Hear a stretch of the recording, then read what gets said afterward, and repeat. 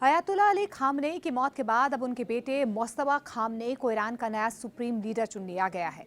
इससे ईरान की इस्लामिक सरकार के समर्थकों के अंदर एक नया जोश भर गया है।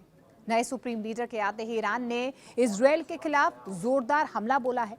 वहीं मुस्तफा खामनेई को लेकर न्यूज आउटलेट ईरान इंटरनेशनल का ये दावा है कि वे इस वक्त चल रहे युद्ध में घायल भी हो चुके हैं। हालांकि ये कब और कैसे हुआ, इसके बारे में अभी तक कोई जानकारी निकल कर नहीं आई है। वहीं ईरान ने अपने नए हमले में सऊदी अरब की तरफ से भी ड्रोन लॉन्च किए हैं।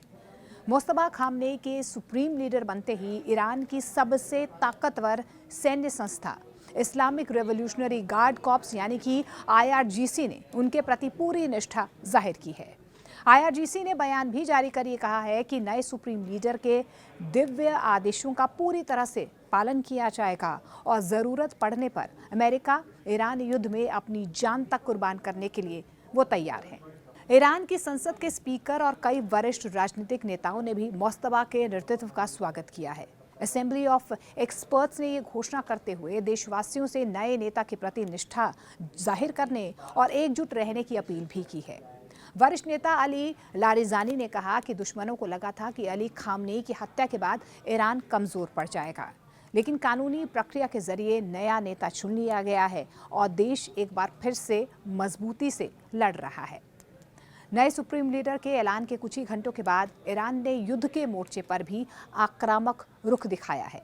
IRGC ने वीडियो जारी कर यह दावा किया है कि उसने इजरायल और क्षेत्रीय लक्ष्यों की और जो है कई मिसाइलें दागी हैं, यानी कि इजरायल पर एक बार फिर से बड़ा प्रहार जो है वो ईरान की तरफ से किया गया। इसमें खुर्रमशहर, फतेह, खैबर और कद्र जैसे मिसाइलों का इस्तेमाल किया गया है।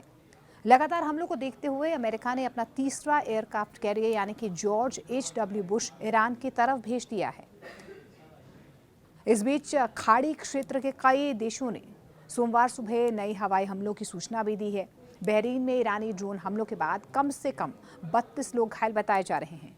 कुवैत में एक ड्रोन को मार गिराया गया है, जबकि कतर की सेना ने एक मिसाइल हमले को रोकने का भी दावा किया है। एक्सपर्ट्स का ये कहना है कि मुस्तफा खामनेई का सुप्रीम लीडर बनना इस बात का संकेत हो सकता है कि ईरान की सत्ता में कठोर रुख रखने वाला जो एक धड़ा है वो पहले से और ज़्यादा मजबूत हो गया है।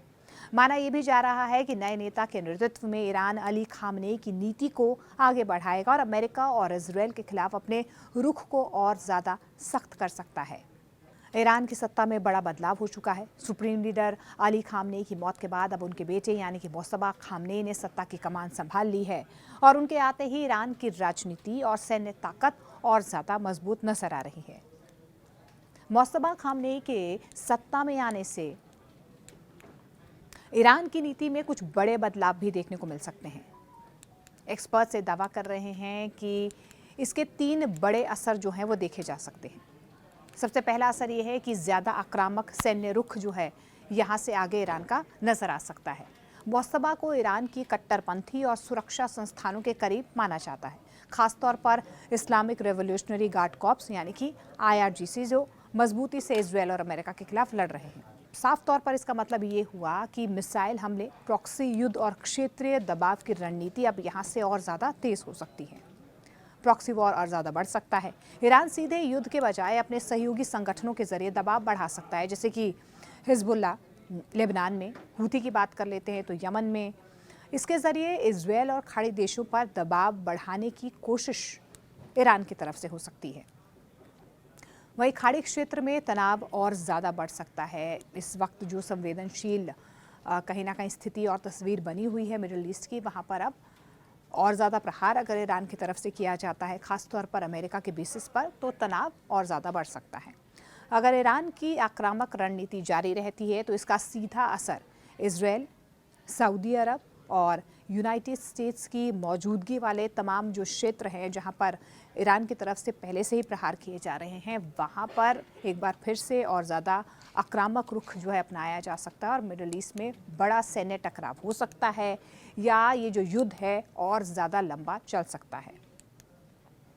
मुस्तफा खामनेई के नेतृत्व में ईरान का रुख और सख्त और सैन्य रूप से आक्रामक हो गया है। इससे खाड़ी क्षेत्र में चल रहा संघर्ष और तेज होने की आशंका जाहिर की जा रही है। लेकिन आयतुल्लाह अली खामनेई की मौत के बाद अब उनके बेटे मुज्तबा खामनेई ईरान के नए सुप्रीम लीडर बन चुके हैं।